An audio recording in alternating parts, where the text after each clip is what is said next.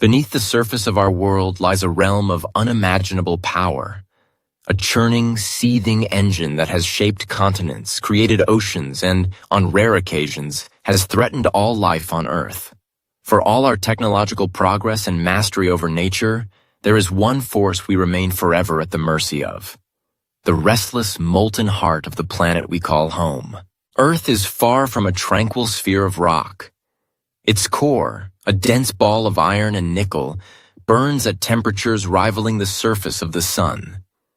Surrounding this core, massive amounts of heat, relics from the planet's violent birth and the continuous decay of radioactive elements, are trapped, seeking any route of escape. The only path out is upward, through a mantle of semi-molten rock. Here, currents of heat and magma rise and fall over thousands of kilometers, moving with the slow, inexorable pace of geologic time. The thin crust, just a few kilometers thick in places, is our only shield against this primordial inferno. To us, the ground feels solid and unyielding, but in the grand scale of the planet, it is fragile, mere skin stretched tightly over a boiling, living interior.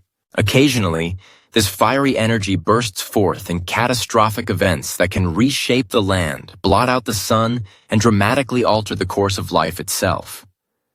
These outbursts, volcanoes, have played a role in both creation and destruction, building mountain ranges, enriching soils, but also causing devastation on a scale unmatched by any weapon humanity has ever conceived. And among these forces, one stands above all: the supervolcano, capable of eruptions so vast that they dwarf the most powerful nuclear detonations ever attempted. But what exactly is a volcano, and how do these titanic eruptions come to be? To answer that, we must journey deep into the mechanics of our planet's crust. Earth's surface is broken into tectonic plates, enormous slabs of rock drifting atop the mantle, moving by mere centimeters each year. Yet over millions of years, these glacial movements bring continents together and tear them apart, forging mountains and opening seas. Where plates collide, one is forced beneath the other in a process known as subduction.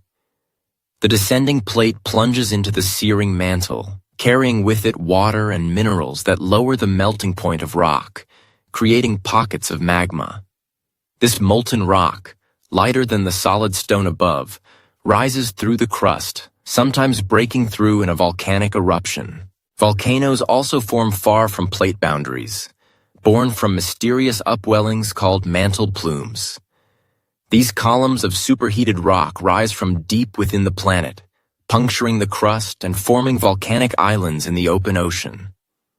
The Hawaiian Islands are one such example, the surface markers of a mantle plume that has persisted for millions of years. Humanity's attempts to classify and measure volcanic eruptions led to the creation of the Volcanic Explosivity Index, or VE, a scale that captures the vast range of volcanic power. At its lower end, eruptions are frequent and localized, pouring out enough lava to fill hundreds of swimming pools. But as the scale rises, so does the destructive potential.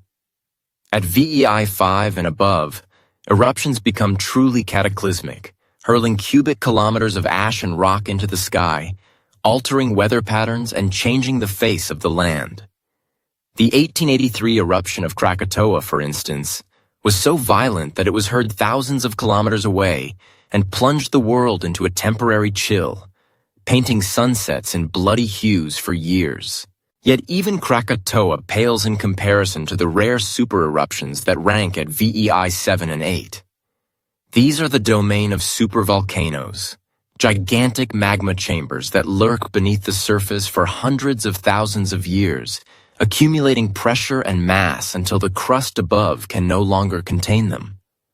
When such a chamber finally ruptures, the result is an explosion of almost unimaginable scale. In an instant, thousands of cubic kilometers of rock and ash are hurled into the atmosphere, blotting out the sun and plunging the world into a volcanic winter. Crops fail, temperatures plummet, and ecosystems collapse. One of the most famous of these events occurred at Lake Toba in Indonesia about 74,000 years ago. The eruption released enough material to cover entire continents in ash and caused global temperatures to drop by several degrees. Some scientists believe it triggered a volcanic winter that lasted a decade, followed by centuries of climatic upheaval. Humanity, already a young and fragile species, may have been pushed to the brink of extinction, with genetic evidence hinting at a population bottleneck in our ancient past. But even Toba is overshadowed by the so-called flood basalt events, like the Siberian Traps eruption 250 million years ago. For millions of years, lava poured out of fissures, covering Siberia in a sea of molten rock and releasing gases that poisoned the air and ocean. The ensuing climate catastrophe wiped out 90% of all life, marking the greatest extinction event in Earth's history. Such eruptions don't simply disturb the climate, they redefine it.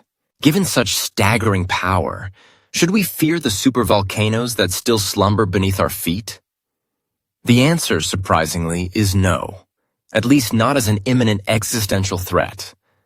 Supervolcanoes erupt far less frequently than the media might suggest, with intervals of tens of thousands of years or more between events.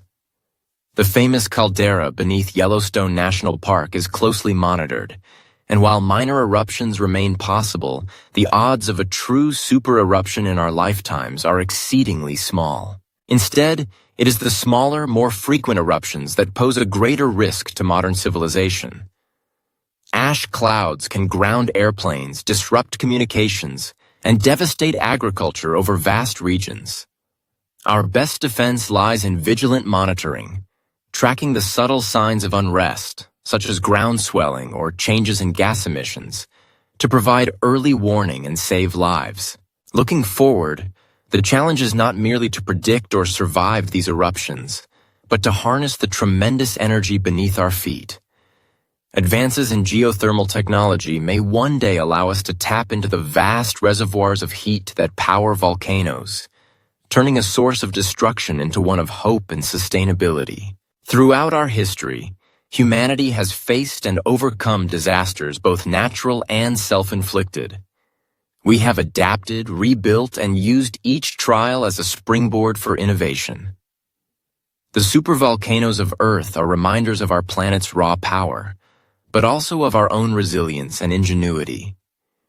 As we gaze at the mountains and valleys shaped by ancient eruptions, we can take comfort in knowing that, though fire and ash may one day return, we are better prepared than ever before. So tonight, as you look up at the peaceful sky, remember the titanic forces that churn far below. They are a part of our world, awe-inspiring and humbling. And yet with knowledge, cooperation, and determination, even the mightiest forces of nature can be faced with hope rather than fear. Did you find our videos helpful? Please like and subscribe to our channel so we can be motivated to answer the questions that people are still wondering about.